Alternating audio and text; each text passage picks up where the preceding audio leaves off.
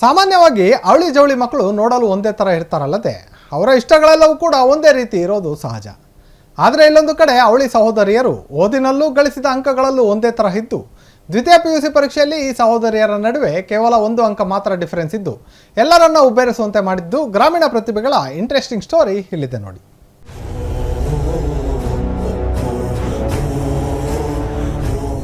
ದ್ವಿತೀಯ PUCಯಲ್ಲಿ ಅವಳಿ ಸಹೋದರಿಯರ ಕಮಾಲ್. ಸಾಧನೆ ಇಲ್ಲದೆ ಗೆಲುವೇ ಇಲ್ಲ, ಸಾಧಿಸಿದವನಿಗೆ ಸಾವೇ ಇಲ್ಲ, ಸಾಗರ ವಿದ್ಯೆಗೆ ಕೊನೆಯೇ ಇಲ್ಲ. ದ್ವಿತೀಯ PU ಫಲಿತಾಂಶದಲ್ಲಿ ಇಬ್ಬರ ನಡುವೆ 1 ಅಂಕ ಮಾತ್ರ ವ್ಯತ್ಯಾಸ.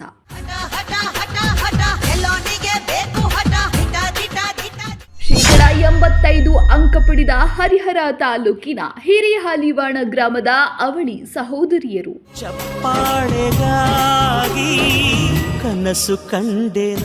ಅವರಿಬ್ರು ಅವಳಿ ಜವಳಿ ಮಕ್ಕಳು. ನೋಡಲು ಮುಖವಷ್ಟೇ ಅಲ್ಲ, ಅವರ ಬುದ್ಧಿಯೂ ಕೂಡ ಒಂದೇ. ದಾವಣಗೆರೆ ಜಿಲ್ಲೆಯ ಹರಿಹರ ತಾಲೂಕಿನ ಹಿರೇಹಾಲಿವಾಣ ಗ್ರಾಮದ ಕೃಷಿ ಕುಟುಂಬವಾದ ಸಂಪತ್ ಕುಮಾರ್ ಹಾಗೂ ರೇಖಾ ದಂಪತಿಗಳ ಪುತ್ರಿಯರಾದ ಹರ್ಷಿತಾ ಹಾಗೂ ಅರ್ಪಿತಾ ದ್ವಿತೀಯ PUCಯಲ್ಲಿ ಡಿಸ್ಟಿಂಕ್ಷನ್ ಬಂದಿದ್ದು ಇಬ್ಬರು ಸಹೋದರಿಯರ ನಡುವೆ ಕೇವಲ 1 ಅಂಕ ಮಾತ್ರ ವ್ಯತ್ಯಾಸ ಇದೆ.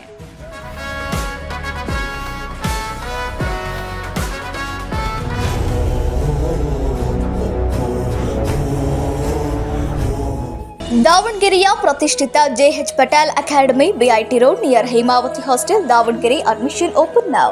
ಹರ್ಷಿತಾ ಹಾಗೂ ಅರ್ಪಿತಾ ಮಲೆಬೆನ್ನೂರಿನ ಸರ್ಕಾರಿ ಕಿರಿಯ ಪದವಿ ಪೂರ್ವ ಕಾಲೇಜಿನಲ್ಲಿ ವಿಜ್ಞಾನ ವಿಭಾಗದಲ್ಲಿ ವಿದ್ಯಾಭ್ಯಾಸ ಮಾಡುತ್ತಿದ್ದು ದ್ವಿತೀಯ PUC ಫಲಿತಾಂಶದಲ್ಲಿ ಹರ್ಷಿತಾ 513 ಅಂಕ ಪಡೆದು ಶೇಕಡ 85.5 ಪಡೆದರೆ ಅರ್ಪಿತಾ 512 ಅಂಕ ಗಳಿಸಿದ್ದು ಶೇಕಡ 85.33. ಇಬ್ಬರ ಮಧ್ಯ 1 ಅಂಕ ಮಾತ್ರ ವ್ಯತ್ಯಾಸವಾಗಿದ್ದು ಕನ್ನಡ ವಿಷಯದಲ್ಲಿ ಇಬ್ಬರು 98 ಅಂಕ ಪಡೆದಿದ್ದಾರೆ. ಅಕ್ಕ ತಂಗಿ ಇಬ್ಬರು ಒಟ್ಟಿಗೆ ಓದುತ್ತಿದ್ದರೂ ಕೂಡ ಇಬ್ಬರ ನಡುವೆ ಅಂಕಗಳಲ್ಲಿ ವ್ಯತ್ಯಾಸ ಬರುತ್ತಿತ್ತು. ಇಬ್ಬರು ಒಟ್ಟಿಗೆ ಚರ್ಚಿಸುತ್ತಿದ್ದರಿಂದ ಇದೀಗ ಸಮ ಫಲಿತಾಂಶ ಬಂದಿರುವುದು ಹರ್ಷ ತಂದಿದ್ದು ಸಾಧನೆಗೆ ಮಾರ್ಗದರ್ಶನ ನೀಡಿದ ಕಾಲೇಜಿನ ಉಪನ್ಯಾಸಕರು, ಶಿಕ್ಷಕರು, ತಂದೆ ತಾಯಿಗೆ ಅರ್ಪಿತಾ ಹಾಗೂ ಹರ್ಷಿತಾ ಧನ್ಯವಾದ ಅರ್ಪಿಸಿದ್ದಾರೆ. ಒಬ್ಬರು ಪೈಲಟ್ ಆಗಬೇಕೆಂದಿದ್ದರೆ ಮತ್ತೊಬ್ಬರು AI ರೊಬ್ಯಾಟಿಕ್ ಓದಬೇಕೆಂಬ ಕನಸು ಹೊಂದಿದ್ದಾರೆ. ಇಬ್ಬರು ಕೂಡ ನಮ್ಮ 85% ತೆಗ್ದಿರೋದು. ನಾವು ಅಷ್ಟು ಸೇಮ್ ತೆಗಿತೀವಿ ಅಂತ ಗೊತ್ತಿದ್ದಿಲ್ಲ. ಯಾಕಂದರೆ ಅವಳು ಬೇರೆ ರೂಮ್ ಇತ್ತು, ಎಕ್ಸಾಮ್ ಬರೀಬೇಕಾದ್ರೆ ನನ್ನ ಬೇರೆ ರೂಮ್ ಇತ್ತು. ಇಬ್ಬರು ಕುತ್ಕೊಂಡು ಒಂದೇ ರೀತಿಯಾಗಿ ಓದ್ತಿದ್ವಿ. ಅವಳಿಗೇನಾದ್ರು ಡೌಟ್ ಬಂತು ಅಂದರೆ ನನಗೆ ಕೇಳ್ತಾ ಇದ್ಲು, ನನಗೇನಾದ್ರು ಡೌಟ್ ಇತ್ತು ಅಂತ ಇದ್ದರೆ ಅವಳಂಗೆ ಕೇಳ್ತಾ ಇದ್ವಿ. ಆಮೇಲೆ ಏನಾದರೂ ಸೇಮ್ ಅವಳಿಗೇನಾದ್ರು ಡಿಫ್ರೆಂಟು ಟಿಪ್ಸ್ ಬಂತು ಅಂತ ಅಂದರೆ ನನಗೆ ಹೇಳ್ಕೊಡ್ತಾ ಇದ್ಲು. ನನಗೆ ಏನಾದರೂ ಓದ್ಕೊಬೇಕಾದ್ರೆ ಟಿಪ್ಸ್ ಬಂತು ಅಂತಂದರೆ ಅವಳಿಗೂ ಹೇಳ್ಕೊಡ್ತಾ ಇದ್ದೆ. ಆ ಥರ ನಾವಿಬ್ಬರು ಸಮವಾಗಿ ಓದ್ತಾ ಇದ್ವಿ. ಆಮೇಲೆ ರಿಸಲ್ಟ್ ಬಂದಿನ ನಾವು ಇಬ್ಬರು ಸೇಮ್ ಬರುತ್ತೆ ಅಂತ ಅಂದ್ಕೊಂಡಿದ್ದಿಲ್ಲ. ಯಾಕಂದರೆ ಪ್ರತಿ ಫಸ್ಟ್ ಸ್ಟ್ಯಾಂಡರ್ಡಿಂದ ಹಿಡಿದು 10th ವರೆಗೂ ಕೂಡ ಅವಳದೇ ಹರ್ಷಿತಂದೆ ಹೈಯೆಸ್ಟ್ ಬರ್ತಾ ಇತ್ತು. ನನ್ನ ಸ್ವಲ್ಪ 1-2 ಮಾರ್ಕ್ಸ್ ಡಿಫ್ರೆನ್ಸ್ ಆಗ್ತಿತ್ತು. ಈ ವರ್ಷ ಮಾತ್ರ ಸೆಕೆಂಡ್ ಇಯರಲ್ಲಿ ಇಬ್ಬರು ಕೂಡ ಈಕ್ವಲ್ ಆಗಿ ತೆಗ್ದಿರೋದು ನನಗೆ ಭಾಳ ಖುಷಿ ಆಗ್ತಾ ಇದೆ.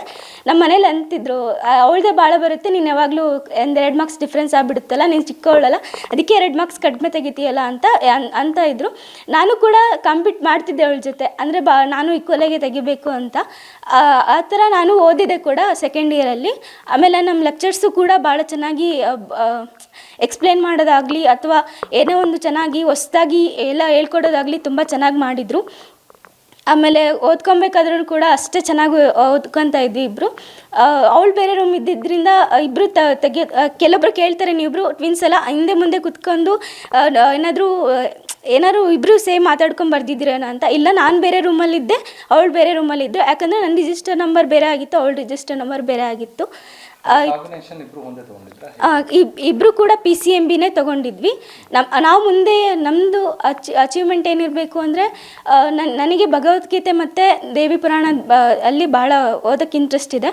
ನನಗೆ ಭಗವದ್ಗೀತೆ ನಾನು ಓದೋಕ್ಕೆ ಸ್ಟಾರ್ಟ್ ಮಾಡಿದ್ದು 6th ದೇವಿ ಪಾರಾಯಣನೂ ಅಷ್ಟೇ. ಅದರಲ್ಲಿ ತಿಳ್ಕೊಳೋದು ಭಾಳ ಇದೆ.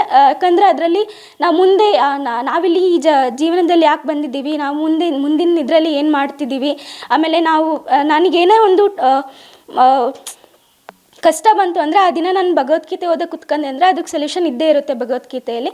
ನಾನು ಮುಂದೆ ಏನು ಮಾಡಬೇಕು ಅಂದರೆ ಒಳ್ಳೆ ನನಗೊಂದು ಫೈನಾನ್ಷಿಯಲ್ ಫಿಟ್ ಆದರೆ ನಾನು ಎಲ್ಲ ಅದ್ರ ಬಗ್ಗೆ ಎಲ್ಲ ಕೃಷ್ಣನ ಬಗ್ಗೆ ಅಥವಾ ಭಗವದ್ಗೀತೆ ಬಗ್ಗೆ ನಾನೆಲ್ಲ ಮುಂದೆ ಎಲ್ಲರಿಗೂ ತಿಳಿಸ್ಬೇಕು ಅಂತ ಇದ್ದೀನಿ. ಆಮೇಲೆ ನಾನು ಮುಂದೆ ಏನಾಗಬೇಕು ಅಂದರೆ ಇಂಜಿನಿಯರಿಂಗ್ ರೋಬೋಟಿಕ್ಸ್ ಆಸೆ ಇದೆ, ನಾನು ಅದನ್ನು ಮಾಡೇ ಮಾಡ್ತೀನಿ.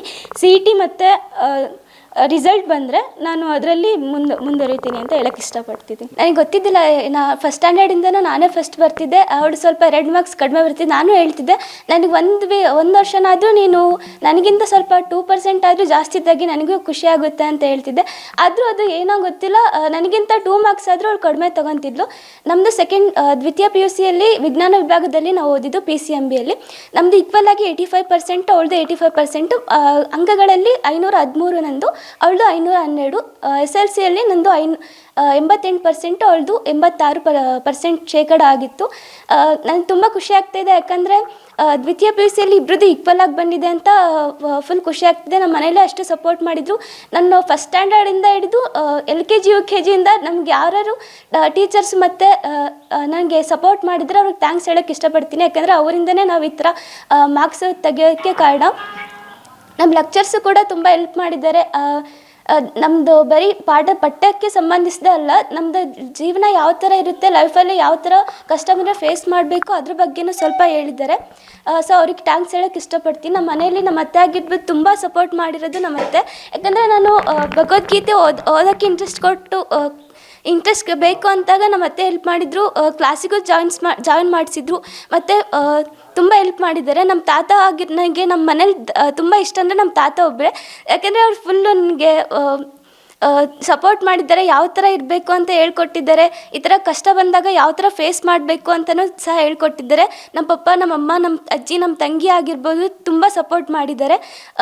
ನಮ್ಮ ಮನೇಲಿ 8 ಜನ ಇದ್ದಾರೆ. ನಮ್ಮ ದೊಡ್ಡಮ್ಮ ಇಬ್ಬರು ಸಪೋರ್ಟ್ ಮಾಡಿದ್ದಾರೆ. ನಮ್ಮ ಅತ್ತೆ ಇನ್ನೊಬ್ರು ಇದ್ದಾರೆ. ನಮ್ಮ ಅತ್ತೆ, ನಮ್ಮ ಮಾಮ ಇಬ್ಬರು ಸಪೋರ್ಟ್ ಮಾಡಿದ್ದಾರೆ. ಏನೇ ಆಗಿರಲಿ ಅವರು ನಮಗೆ ಸಪೋರ್ಟ್ ಮಾಡೋಕ್ಕೆ ಮುಂದೆ ಬರ್ತಾರೆ. ಆಮೇಲೆ ತುಂಬ ಖುಷಿ ಆಗ್ತಾ ಇದೆ ಇಷ್ಟು ಹೇಳೋಕ್ಕೆ.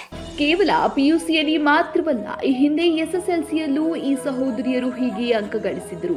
ಹರ್ಷಿತಾ ಶೇಕಡ 88.32% ಅಂಕ ಪಡೆದಿದ್ದರೆ ಅರ್ಪಿತಾ ಶೇಕಡ 86% ಅಂಕ ಗಳಿಸಿದ್ದರು. ಯಾವುದೇ ಟ್ಯೂಷನ್ ಮೊರೆ ಹೋಗದೆ ಕೇವಲ ಸರ್ಕಾರಿ ಶಾಲೆ ಕಾಲೇಜಿನಲ್ಲಿ ಓದಿ ಈ ಮಟ್ಟದ ಸಾಧನೆ ಮಾಡಿರುವ ಈ ಅವಳಿ ಸಹೋದರಿಯರು ನಿಜಕ್ಕೂ ಇತರ ವಿದ್ಯಾರ್ಥಿಗಳಿಗೆ ಮಾದರಿಯಾಗಿದ್ದಾರಲ್ಲದೆ ಮಕ್ಕಳ ಸಾಧನೆ ಬಗ್ಗೆ ಪೋಷಕರು ಸಂಭ್ರಮ ವ್ಯಕ್ತಪಡಿಸಿದ್ದಾರೆ. ಒಳ್ಳೆಯದು ಸರ್ ಅವರಿಗೆ. ಅವರು ನನಗೆ ಅವಳಿ ಜವಳಿ ಮುಟ್ಟಿರೋದಕ್ಕೆ ನನ್ನ ಪುಣ್ಯ ಅಂತ ಅನಿಸುತ್ತೆ ಸರ್. ಯಾಕೆಂದರೆ ಯಾವುದೇ ಮಕ್ಕಳಾಗಿರಲಿ ಇವತ್ತು ತಂದೆ ತಾಯಿಗೆ ಒಂದು ತಲೆ ಎತ್ಕೊಂಡು ಓಡಬೇಕಂದ್ರೆ ಮಕ್ಕಳಿಂದ ನನಗೆ ಭಾಳ ಗೌರವ ಸಿಕ್ಕಿದೆ ಸರ್. ನಾನು ಎಲ್ಲಿ ಹೋದರೂ ಹರ್ಷಿತಾ ಅರ್ಪಿತಾ ಅವ್ರ ತಂದೆ ಅಂತಾರೆ ಹೊರತು ಸಂಪತ್ತು ಮಕ್ಕಳು ಅಂತಂದು ಅವ್ರಿಗೆ ಅಂತಾರೆ. ಈಗ ಅದರಲ್ಲಿ ಎರಡರಲ್ಲೂ ಸಹಿತನೂ ಭಾಳ ಮರ್ಯಾದೆ ಇದೆ ಸರ್. ಏಕೆಂದರೆ ಹೊರಗಡೆ ಹೋದಾಗ ನಿನ್ನ ಮಕ್ಕಳು ಈ ಥರ ತೆಗೆದಿದ್ರಂತಪ್ಪ, ನಿನ್ನ ಮಕ್ಕಳು ಈ ಥರ ಅಂತ ಸುಮಾರು ಜನ ಹೇಳ್ತಾರೆ. ಏನಪ್ಪ ಎಲ್ಲರೂ ಸಾಧನೆ ಮಾಡಂತ ಅವ್ರು ಮಾಡಿದ್ದಾರೆ. ಅವರಲ್ಲಿ ಆದರೂ ತೃಪ್ತಿ ಇಲ್ಲ ಸರ್ ಅವರಿಗೆ ನನಗೆ 100 ಬೇಡ 90 ಬರಬೇಕು ಅನ್ನೋದು ಭಾಳ ಇತ್ತು ನಮಗೆ. ಅದರಲ್ಲಿ ಏನೋ ಈ ಥರ ಆಗಿದೆ ಅಂತಂದು ಇಬ್ಬಳು ಭಾಳ ಫೀಲ್ ಮಾಡ್ಕೊಂಡ್ರು ಸರ್ ಅವರು. ಏನು ಮಾಡ್ತೀವಿ, ಎಷ್ಟು ತೊಗೊಂಡ್ರು ಅದು ಆಸೆ ಅಂತ ಇದ್ದೇ ಇರುತ್ತೆ. ನಮಗೆ ಎಷ್ಟು ಬೇಕೋ ಅಷ್ಟು ಭಗವಂತ ಕೊಡ್ತಾನೆ. ನಿಮ್ಮ ಶ್ರಮಕ್ಕೆ ತಕ್ಕ ಪ್ರತಿಫಲ ಇದ್ದೇ ಇದೆ.